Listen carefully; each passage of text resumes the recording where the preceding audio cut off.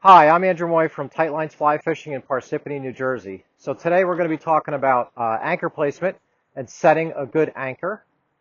So setting the anchor when you're casting, you're always going to put the anchor off your casting side in front of you. So when I cast towards the camera, my anchor would now be up here because I'm casting off my side and slightly in front of me. So it's always going to be about a 45-degree angle relative to your target off your casting side. If I were to cast off my opposite shoulder, my anchor would now be placed on this side. Or if I were to cast lefty, I would cast on this side. If I were casting this way, my anchor would be here if I'm going to cast off my right side, whether it's right-handed or left-handed opposite.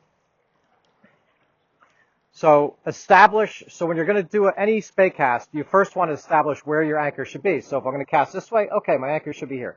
So in this case right now, I'm just going to do a switch cast downriver. My anchor should be in front of me here. So knowing that, make sure that that's where your anchor is landing. So I'm just going to do a switch cast, and this is going to set up an anchor and a D-loop. Okay? So when we set this anchor, we want that anchor to land nice and quiet.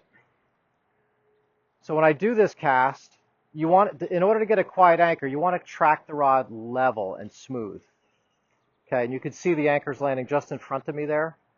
And I'm tracking the rod nice, level, and smooth. Now watch, let's see a couple mistakes here. For example, if you were to lift and then dip a little bit, okay, you're going to get an anchor that's going to crash. Now, a dip is defined by taking the rod tip below your path of what your path of acceleration should be. And your path of acceleration on all of your spey casts, for the most part, should be about 5 to 6 feet above the water and parallel to the water. Now, you can start low and incline. I personally like to just start up a little bit and track it level. Now, on a switch cast, you have to lift above that and then sweep on that plane. If I come up and I start to go down too abruptly and I get below my plane, I've now created a dip. So a dip is defined coming below your path of acceleration. So for example, let's do a snap tee quick. If I set the anchor and I bring my rod up, my rod's at 5 feet. If I come around and I drop my rod tip, I've now dipped. So in spey casting, we never want to dip. Let's go back to our switch cast here and putting the anchor here. Lift. I'm going to come down, I'm going to dip, and that's going to create a crashing anchor. I'm going to lift. I'm going to rotate, flat, nice quiet anchor. Now, to get a quiet anchor, the more you come down, the more dramatic you come down, the more likely you are to crash your anchor. As you flatten out, you'll notice your anchor will get better and better. Now, if you want to get a really quiet anchor, you can slightly incline. So you're going to come up, start to come back, and incline slightly.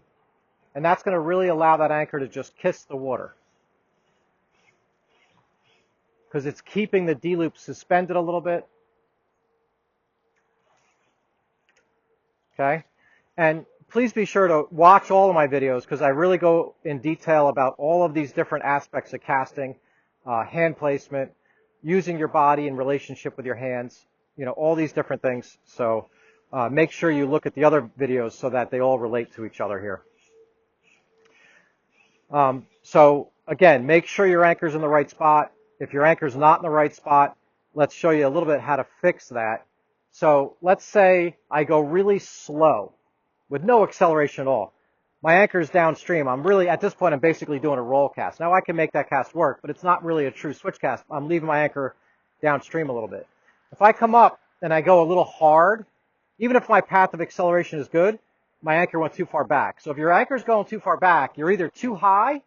So if I go the right speed now, but I kind of stay up way too high, I also got no anchor. My speed was good, but my height was not good.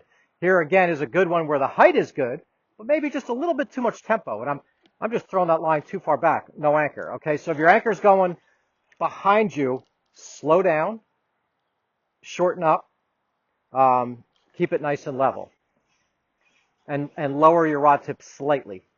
And if you watch, when you do this, you really shouldn't bring your rod tip down right away. What you're really doing is focusing. Watch my hands, they're going to stay up. I'm not really bringing my hands down at all.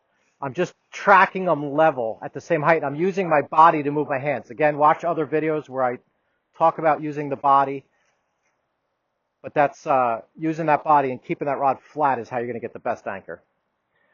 Thanks for watching this video. Hope it helps you.